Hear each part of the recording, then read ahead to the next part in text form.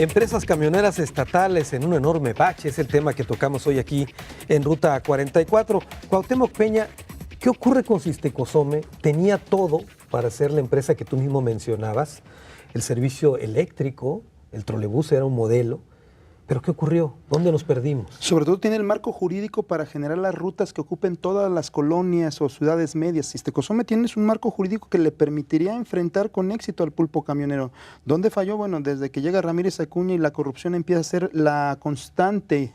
Y entonces a partir de ahí empiezan a desmantelar lo propio de Sistecosome. Le quitaron los trolebuses de la calzada, meten este macrobús y era uno de los mayores ingresos que tenía Sistecosome. Le empiezan a quitar algunas de las rutas y dejan de surtir el parque vehicular. Pero además se caen los trolebuses, no hay mantenimiento, y empiezan a por supuesto. En tiempos de Lázaro Salas solamente se repara un trolebús en los 6 años. Digo, nos da cuenta de la incapacidad que tiene la administración. Yo creo que este asunto es corrupción, única y exclusivamente corrupción de las administraciones pasadas, y la actual no ha logrado demostrar que ha quitado esa corrupción y que se está manejando con otro tipo de estándares. Ahora, recuerdo una administración que pintaron creo que 2 trolebuses, ¿no? Sí, y los mostraron con un modelo a seguir, etcétera. Fue esta de Lázaro Salas, ¿sí? Finalmente. Un trolebús lo repararon y otro lo pintaron nada más. De color blanco y azul. Así es. Sí, pues administración del PAN. Y hay que acordar también que Sistecosome le embargaron 40 camiones al final de Lázaro Salas porque también estaban arrendados, no eran de la empresa. Entonces se los quitan y obviamente nos quedamos con menos parque vehicular y por eso tenemos ahorita el problema que el gobierno plantea que sobran trabajadores y nosotros decimos no, faltan camiones. Ahora, en la administración también de Sistecosome hubo situaciones muy extrañas ahí como una mutualidad y denuncias incluso que se presentaron ya, ¿no? Hubo unas situaciones muy graves al trabajador. Hubo 2 sindicatos. Para que esto sucediera tenían que tener un sindicato controlado. Ramírez Acuña puso a un dirigente que se llama Toribio Lucero. Él le dieron el contrato colectivo, al sindicato legítimo lo corren, toda la dirigencia, les confiscan sus cuotas, les confiscan sus archivos, les confiscan la mutualidad y lo sacan del Consejo de Administración sin tener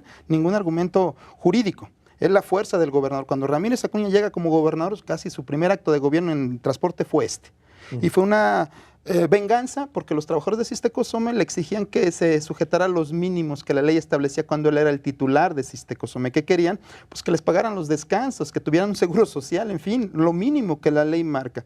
Y hubo muchas cosas de corrupción, incluso, por ejemplo, 3 años no le compraron un chicote o una grúa para subrogar este servicio con particulares que eran gente ligada a Lázaro Salas. Imagínate la cantidad de millones que salió por arrastre de camiones descompuestos cuando Sistecosome tenía su propia grúa. Y nomás le faltaba un chicote. Un chicote nada más. Y está documentado el asunto. Entonces, ese es el asunto de las empresas públicas, que quienes llegan a gobernar, el gobierno tiene los controles como para verificar que no se excedan. Y luego la sociedad cree pues que Sistecosome es del gobierno, no es de todos, es de todos nosotros. Y un dato importante, el Consejo de Administración de Sistecosome están los 4 presidentes municipales de la zona metropolitana, están los de la Coparmex, están los de finanzas. Sí, están los de finanzas. Es decir, durante todo este tiempo, todos estos personajes debieron de estar verificando, cubriendo, cuidando la empresa pública, pero nadie lo hizo, o todos son responsables. Nosotros hace 3 años entregamos un informe a Jorge Aristóteles cuando era presidente de Guadalajara diciéndole, están desmantelando Sistecosome, aquí están los datos. Claro. Mario Silva, y lo que le preguntaba a Cuauhtémoc, el hecho de un servicio eléctrico de transporte hubiera sido la panacea, ¿no? Sincero. Creo que perdimos una oportunidad de aprovechar la infraestructura que ya existía. Yo recuerdo, porque estuve en las discusiones cuando se estaba preparando el tema del BRT, que hablábamos incluso de la posibilidad de que hubiera carriles confinados, pero con las unidades del trolebús, y que se podía tener esos desplazamientos de gente en unidades articuladas eléctricas. Es decir, muchas opciones existían sobre la mesa. La tecnología, obviamente, pues Guadalajara fue pionera, a pesar de que estas unidades ya tenían cierto grado de uso cuando fueron adquiridas, pero en definitiva la falta de liderazgo y de visión y todas estas cosas de las que Cuauhtémoc habla, pues han mermado la implementación de las alternativas, que al final es lo que nos preocupa. El fracaso de Sistecosome, el fracaso de servicios y transportes, es el fracaso de la idea del transporte público como una opción pública para la gente. Y entonces, ¿qué va a pasar? Desaparecemos estas empresas y regalarán políticamente hablando, no en términos jurídicos, estas concesiones. ¿A quién? ¿De qué forma? ¿Las desaparecen? ¿Cómo vamos a ver esa cobertura que se daba antes? Hay muchas preguntas que están todavía sobre el aire que no están respondidas. Y el hecho de que existan tantas unidades subrogadas, más de 2.500 si mal no recuerdo, 2.800, con tan pocos camiones de Sistecosome, habla de un fracaso en ese sentido. Claro, y bueno, es que es una tendencia en la administración pública, lo ves con la basura, lo ves con la nomenclatura de las calles, con estas figuras de dar a mantenimiento plazas, jardines, camellones a empresas. Es decir, si esto realmente funcionara y se tradujera en un servicio de calidad al usuario, tendríamos que ver la conveniencia, pero aún así yo coincido con lo que Cuauhtémoc expone, estamos hablando también de los derechos laborales, porque el modelo, como también lo decían con mucha precisión, de transporte público está basado en la explotación del chofer, pero también del usuario. Al final del día, el usuario paga el plato roto de tener choferes explotados, unidades que le sacan el máximo rendimiento con la mínima inversión. Tú puedes subirte a cualquiera que está subrogada, ves el hoyo en el piso de la unidad y ves cómo vas pasando por arriba del pavimento del asfalto. Es decir, al final el usuario es el que tiene que pagar el plato roto de una circunstancia en la que también los choferes están en situaciones de inequidad laboral y que estos otros que están en un esquema más legal, más controlado, debieran ser también respetados en sus derechos laborales. Luis Fernando Álvarez. Sí, mira, aquí hay un dato importante. El asunto es de quién es la información.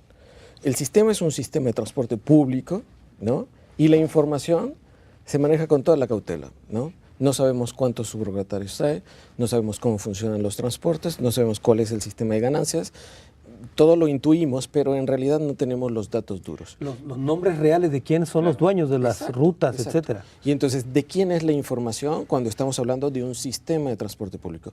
¿Cómo podemos aspirar a un sistema de calidad con información, de acuerdo? Y entonces, en esa medida, ahí tenemos un gran boquete, ¿de acuerdo? La información debiera ser pública, no es pública y se la guardan, ¿de acuerdo? Ahora, ¿por qué no es pública? Porque esconde un gran negocio, como decía Cuauhtémoc. Sí, definitivamente. Bueno, Cuauhtémoc tiene más elementos para decirlo que yo. ¿Cuánto cuesta un permiso de subrogatario? 400,000 pesos, el más barato. 400,000 pesos. ¿Pero eso cuesta o en eso se vende? Eso cuesta oficialmente y por debajo de la tienes que dar otros 400,000 pesos. Sistecosome, después de que se modifica la ley para integrar el transporte para personas discapacitadas, que hasta el 20% les sirve de pretexto para meter un montón de camiones en un montón de rutas, con esta supuesta característica que realmente tampoco les dan el servicio. Pero eso fue el argumento para empezar a meter más camiones y dar permisos de manera discrecional. Había aportaciones que supuestamente se tienen que dar en efectivo y los daban como con notas, es decir, un subrogatario quería un permiso, se lo daban el permiso y en vez de meter los 400,000 pesos entregaba notas. ¿Notas de qué? No, facturas, como si hubiera donado computadoras a la empresa, como si hubiera donado algo. De hecho, el dirigente Toribio recibió 400,000 pesos y metió notas como si hubiera arreglado una unidad pública de Comú de Guadalajara. ¿Una unidad deportiva? Así es. Y él se quedó con 400,000 pesos de un permisionario. El permiso iba para él, pero lo vendió. Es la corrupción finalmente lo que existe. ¿Qué proponemos o qué podemos solucionar en este asunto? Es sencillo, no está tan difícil. Ciudadanicemos el Consejo de Administración de Sistecosome. Tengamos vigilancia los ciudadanos y los colectivos de este Consejo de Administración. Ahí está la clave de todo, transparentar. Los alcaldes, que salgan los dirigentes de cúpulas, etcétera. Se ciudadaniza el Consejo de Administración de Sistecosome. No sé si tengan que salir ellos, pero sí que incluyan otras voces que estén verificando semana tras semana lo que está sucediendo. No ocupamos, sí es importante la comisión tarifaria, pero no es de fondo. Lo de fondo es lo que se está sucediendo al día. Si tenemos control del Consejo de Administración o los ciudadanos, o está más transparente, verificas qué ruta está mal y ahí mismo las sanciones. Incluso tenemos datos duros que podemos bajar el precio del transporte a $1 el gobierno del Estado porque no tiene el fin de lucro y es todavía sustentable. La gran corrupción de lo que cuesta. Muy bien, tengo que hacer una pausa. Después de la misma, si le parece, entramos al tema de servicios y transportes también. Estamos aquí en Ruta 44, regresamos.